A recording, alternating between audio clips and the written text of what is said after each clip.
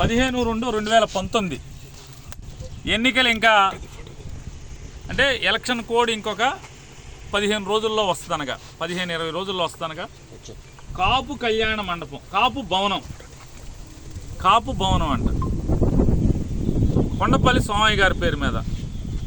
అంటే ఈ మున్సిపాలిటీకి ఎన్నో సేవలు అందించినటువంటి కొండపల్లి సోమయ్య గారిని అవమానం చేసావా?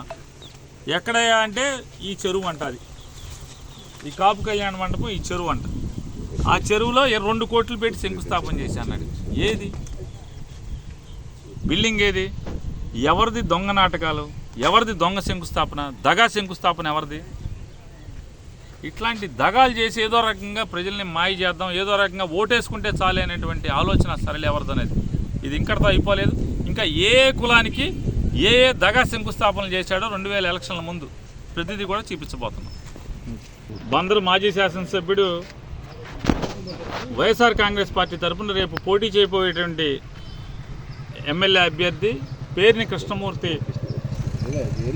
జగన్మోహన్ రెడ్డి గారు అనుమతితో నిధులు తెచ్చుకుని ఆ నిధులు శంకుస్థాపనలు చేస్తుంటే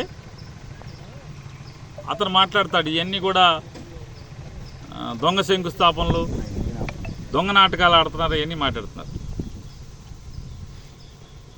నాడు పేర్ని కృష్ణమూర్తికి కానీ, లేదా ఆ పేర్ని కృష్ణమూర్తి కొడుకు పేర్ని నానికి కానీ, లేదా ఆ పేర్ని నాని కొడుకు పేర్ని కృష్ణమూర్తికి కానీ ఉన్నది చెప్పటం, చేయగలిగేది చేయటం తప్పితే మోసం చేయటం, దగా చేయటం, మేము చేయని పనుల్ని మేము చేశామని చెప్పుకోవటం, లేకపోతే ఏదైనా నేనే చేశానని చెప్పటం. సూర్యుడు నామూలంగానే లేస్తున్నాడు రోజు, చంద్రుడు నామూలంగానే పైకి వస్తున్నాడు, సూర్యుడు దిగేది నామూలంగానే. ఇట్లాంటి డబ్బా కవులు చెప్పేటువంటి అలవాటు మాకెవరికి లేదు, నా తండ్రికి లేదు, నాకు లేదు, నా కొడుకు లేదు. ఆయన నిన్న ఎన్నికల ముందు దొంగ శంకుస్థాపనని మాట్లాడుతున్నారు. ఈ రోజుకి మీ ద్వారా అతన్ని ఛాలెంజ్ చేస్తున్నాను.